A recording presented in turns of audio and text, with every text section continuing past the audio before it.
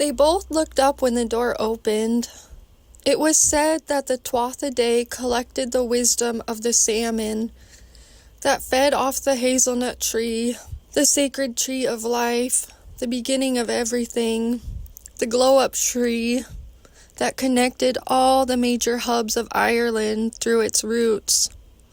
Laine trusted her unseen progress, all underground, like an iceberg or root system. The Tuatha Dé were wise beyond their years. Normal people walked thousands of miles to get one token of truth.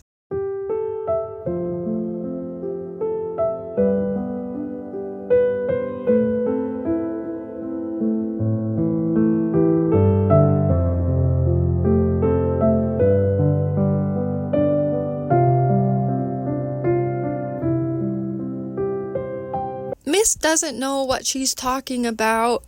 Is actually pretty wise, Shirley said. Someone came through the door. Laine saw behind the door was a longer chamber hall with a dining table. How had all these ordinary things of her life in early adulthood become somehow magical? The shelter home reinvented. She knew they were also somewhere called Dun. The term came from Irish Dun or Scottish Gaelic Dun, meaning fort, but all Laine could think was dun dun dun, like Law and Order. She felt the highbrow, cultured European stuff mixing with her inane American pop culture stuff and felt satisfied and balanced. She wondered where this particular Dun was. When Laine saw her coworker briefly through the slit in the door, she realized she was in the tale called Briku's Feast.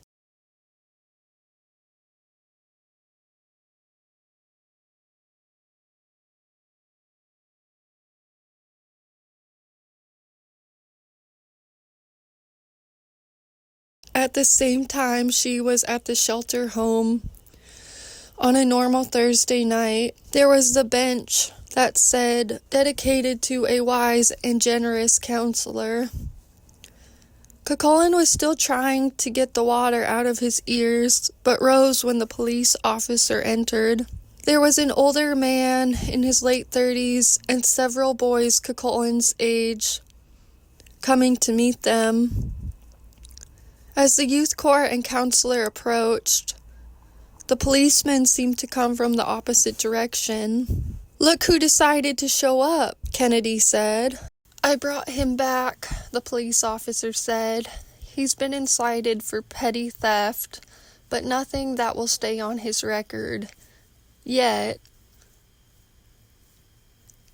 "You're going to force me to lower up, officer," Cuchulain said. Now that they were bringing him in, everyone looked up at Cuchulain in his handcuffs. Laine realized the whole dinner in his honor thing was just a ploy, but he approached it in such a light-hearted way, even the police officer was chuckling. "Is that yoga?" one of the youth asked. "I think he's doing the standing tree pose," another one said. Laine had to admit he had good balance. You got me shaking, yeah, I feel the fever coming on. Boy, you know you're all I want. Keep saying that I hate it, but it's kind of Hey, I might have been let go or quit, but at least now I have time to schedule a dentist appointment, Laine thought. say its name instead of running away and jumping the gun to play it. And she realized he was trying to save face in front of her. She blushed. Why were bad boys so enticing?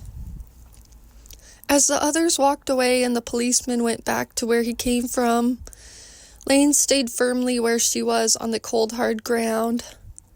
"Quattro e quattro otto," Laine said to herself. It meant in a jiffy. "He'll come back to get me in a jiffy," she said. Then something strange happened as she watched Cuchulain being led through the door in his handcuffs. Lug flew out of the painting as this little critter that attached itself to the back of her tooth. Lug was about the size of a split pea. At first it hurt, then she got used to it. I might have been let go or quit, but at least now I have time to schedule a dentist appointment, she thought. Beautiful and practical, it said on the fixer-upper show at the dentist's office. Is she Italian? The dentist asked. No, Irish like me, the patient said. They're talking about a restaurant where they served Italian nearby. Laine was studying Italian while waiting for the dentist. She usually got herself sushi after visiting the dentist, but this time she just took the train home.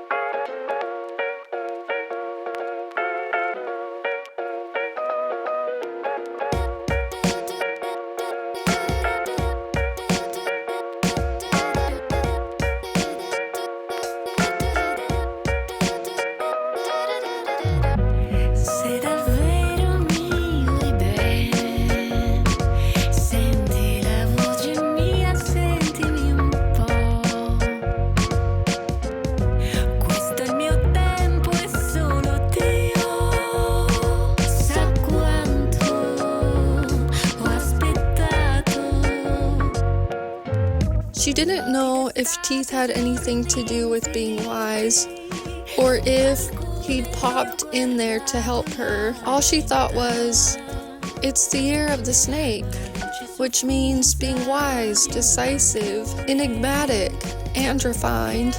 Laine wondered how Lug had grown impossibly small, yet large and mighty. And she wished normal people could be celebrated like famous people, but maybe that would be too much celebrating. He and his tiny tribe were working behind the scenes to help her achieve something special, beyond what she was capable of alone. They said her dreams tied into a larger collective dream. It was like Lug had made her the queen of his cause, but it was her role to realize she was the queen of her own story. The way the smallest jobs seemed to make the biggest impact and be carried out by people that seemed invisible.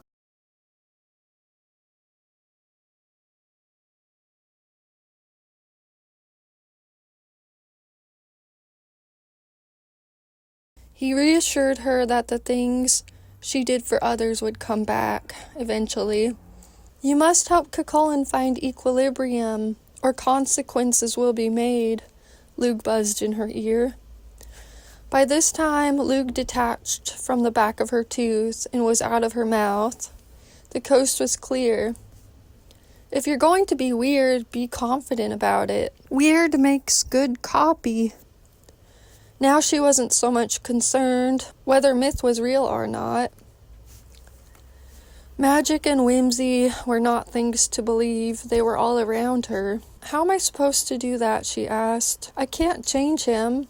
I can barely change myself. Credo sia meno difficile scalare una montagna che farlo ragionare.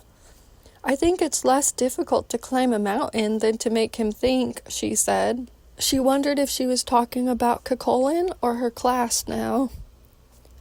Any causes for the earth take a long time, he said, so you have to be patient. Just by telling your story and being yourself, you're restoring balance to the cosmos, he said.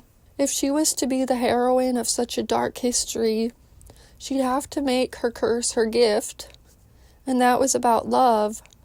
But she was kind of like, why are you so obsessed with helping a guy grow? Go water a plant, sis. Laine apologized to the powerful parent of the boy who misbehaved in her class, and she tried looking at the bright brown eyes from the perspective of a loving parent.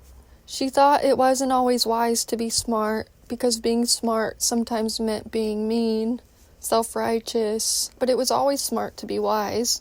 If you are kind, you'll have no bad karma, Lug piped in. as if coming at just the perfect time to reassure her.